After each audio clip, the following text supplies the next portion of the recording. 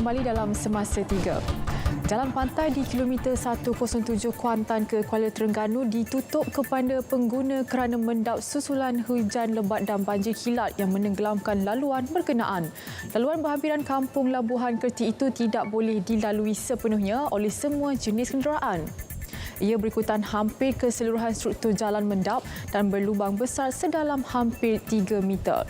Sehubungan itu, pemandu dan pengguna yang ingin ke Kuala Terengganu atau sebaliknya dinasihatkan supaya menggunakan laluan alternatif lain.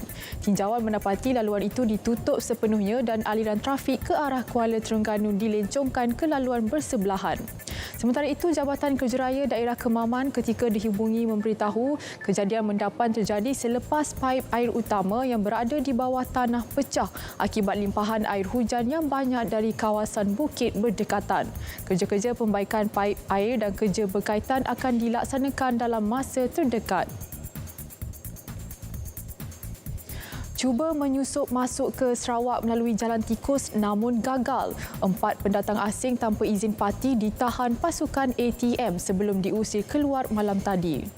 Markah Divisyen Pertama Infanteri Malaysia dalam kenyataan memberitahu kehadiran parti tersebut dikesan sekitar pukul 9 malam tadi ketika pasukan terlibat sedang melaksanakan rondaan keselamatan Op Benting di lorong-lorong tikus sekitar sektor Terbedu. Setelah diperiksa, parti yang berasal dari Antikong Kalimantan Barat Indonesia mengaku ingin ke Sibu untuk bekerja.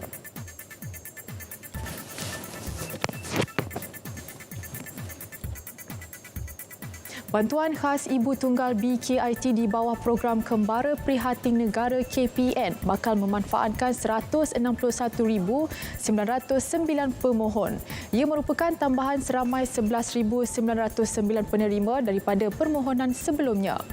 Insentif di bawah Pelan Jana Semula Ekonomi Negara Penjana dengan dana RM45 juta bakal diagih kepada ibu tunggal yang layak di seluruh negara. Jelas Menteri Pembangunan Wanita, Keluarga dan Masyarakat Datuk Seri Rina Harun, seramai 60,000 pemohon telah menerima bantuan berjumlah RM300. Beliau berkata demikian selepas menyampaikan BKIT kepada 45 ibu tunggal di bawah program Kembara Prihatin Negara. Selain bantuan BKIT, penerima turut menerima sumbangan berbentuk bangkul makanan daripada Jabatan Kebajikan Masyarakat. Kementerian Komunikasi dan Multimedia KKMM akan bekerjasama mempergiat kerja-kerja komunikasi sukarelawan dalam pelbagai bentuk atau kumpulan sukarelawan. Bersempena Hari Sukarelawan Antarabangsa, Menterinya Datuk Saifuddin Abdullah menerusi Facebook berkata, ia bagi memastikan kerjasama itu dapat mengoptimumkan usaha mereka yang terlibat terutama dalam menangani pandemik COVID-19 dan membangunkan komuniti digital. Mereka yang terlibat maupun secara individu atau berkumpulan dianggap melaksanakan kerja yang terpuji. Sedikit pengembangan luar negara, pihak Tentera Laut Chile membuat pemantauan kehadiran kapal nelayan China di Lautan Pasifik.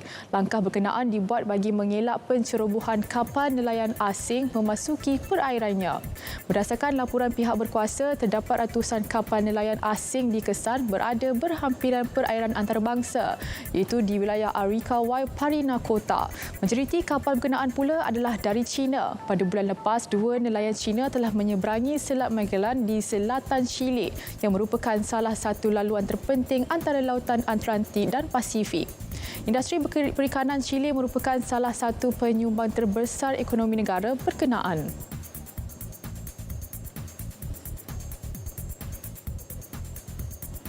Sekian untuk Semasa 3, saya Farha Fakhrazi. Assalamualaikum dan salam hormat.